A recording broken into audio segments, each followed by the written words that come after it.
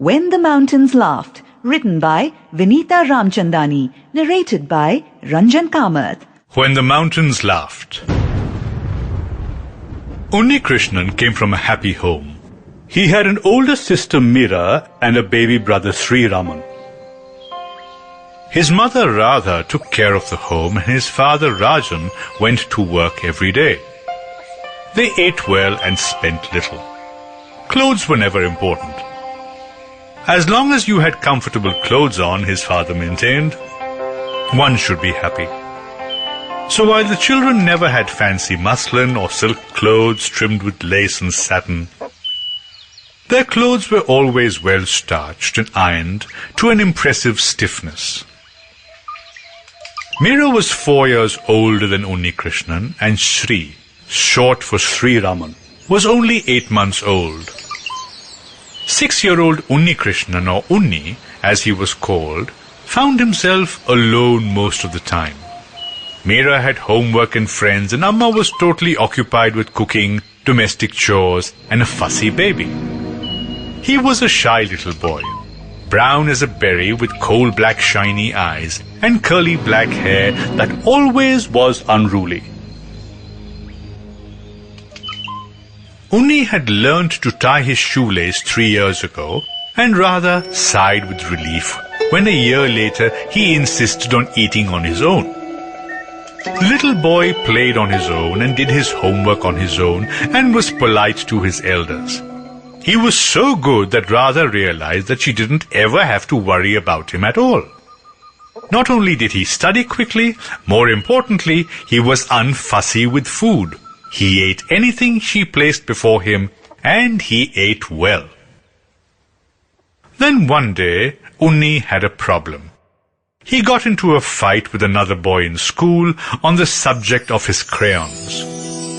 Mohan, the school bully, insisted on borrowing his orange crayon stick, and when he returned it broken and didn't even bother to say sorry, Unni decided that he had to protest. Mohan did not think he had to listen to Unni.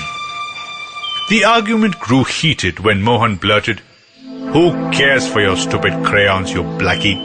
and walked away. Startled, for this was the first time he was called this name, Unni let go, and he also didn't pursue the issue of the importance of saying sorry when you're wrong. That summer vacation, the family decided to go to their hometown in Kerala. They made this trip once in 2 years unfailingly. Unni loved to go to Kerala because he had loads of cousins there who all thought the world of him simply because he could speak English. All his aunts and uncles fussed over him, and the beach was nearby. After his favorite aunt hugged him over and over again and his uncles ruffled his hair over and over again, someone exclaimed, "Oh, we'll have to find another name for Unni. There are 2 Unnis here now." The other Unnikrishnan was the son of a neighbor who had moved into the house nearby. He was bright, fair and smart, had a ready smile, knew how to charm old and young alike, was 6 years old, and of course, called Unni.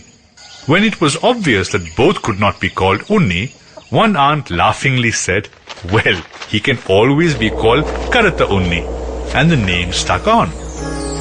That's when Karata Unni, or Black Unni, realized the significance of the color of his skin. Fair was good, black was bad. The gods were white, the asuras were black.